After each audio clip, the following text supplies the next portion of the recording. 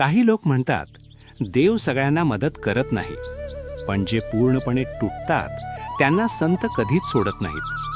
ही कथा आहे अमोल नावाच्या एका साध्या माणसाची.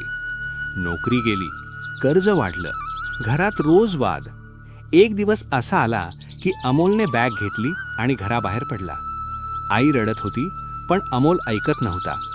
रेल्वे स्टेशनवर बसून तो एकच विचार करत होता की आता सगळं संपवायचं. त्या क्षणी त्याच्या कानात आईचा आवाज घुमला, बाळू मामा भक्ताला कधीच सोडत नाही. तो हसला, डोळ्यातून पाणी आलं आणि नकळत बोलला, जय बाळू मामा. इतक्यात एक अनोळखी माणूस त्याच्याजवळ आला आणि म्हणाला, घरी चल, तुझं काम माझ्याकडे आहे. अमोल हादरला, कारण त्या माणसाचं नावही त्याला माहीत नव्हतं. आज अमोल जिवंत आहे, स्वतःच्या पायावर उभा आहे. तो म्हणतो, मी बाळू मामांना पाहिलं नाही, पण माझं आयुष्य वाचवणारा हात